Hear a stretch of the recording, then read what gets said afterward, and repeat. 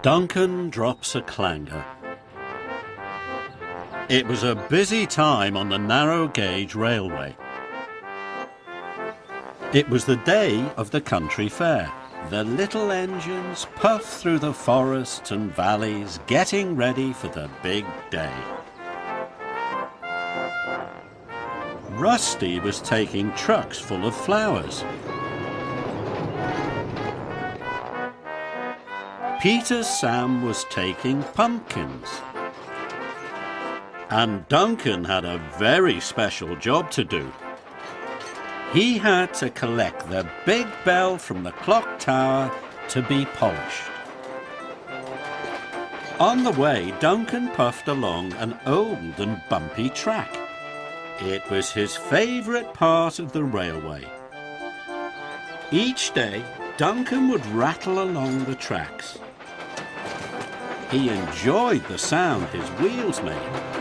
Duncan raced backwards and forwards, rattling and clattering over the bumps. Rheneas chuffed up. "Duncan, you're going to be late," he peeped. But Duncan didn't hear Rheneas. His wheels were clattering and rattling too loudly.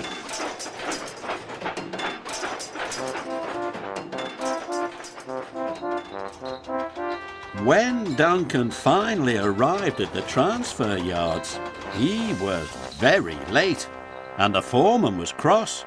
Workmen were waiting with a large wooden frame. Inside was the big bell. The bell chimed cheerfully as it was loaded onto Duncan's flatbed. "What a wonderful sound!" peeped Duncan. "Remember," said the foreman sternly, "the bell is very heavy. The track to the polishers is old and in need of some repair. You must go slowly and carefully." But Duncan wasn't listening to the foreman. He was enjoying the chiming of the bell. Duncan chuffed along the track to the polishers. As he puffed through the mountains, his wheels started to clatter, and the bell started to chime. Duncan went faster. The bell chimed louder.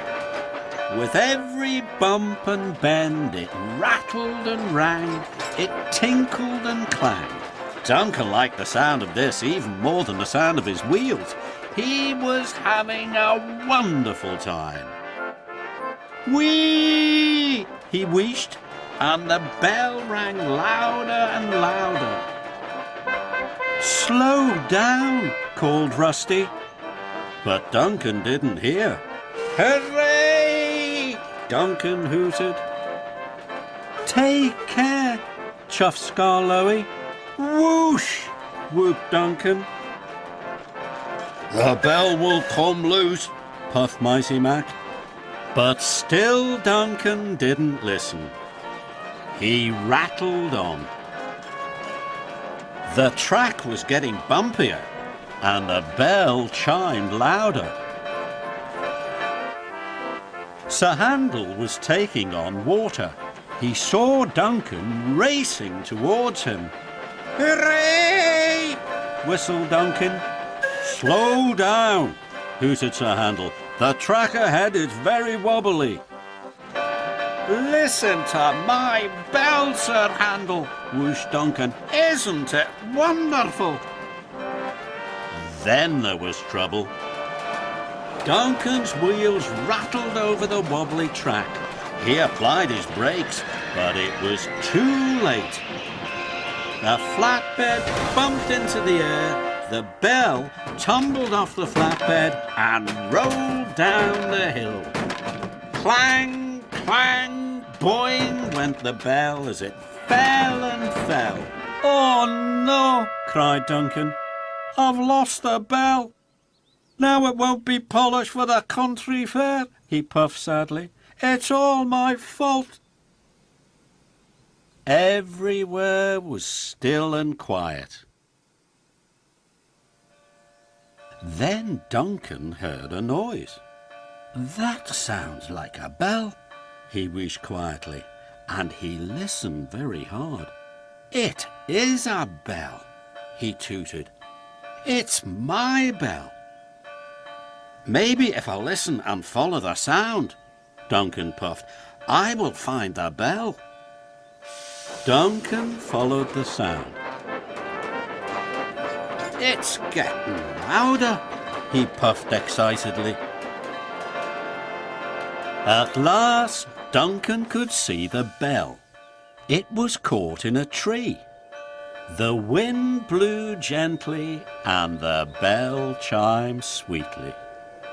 Duncan raced down the hill and he arrived just in time. The branch snapped and the bell fell onto his flatbed. "Hooray!" chuffed Duncan. He was very happy.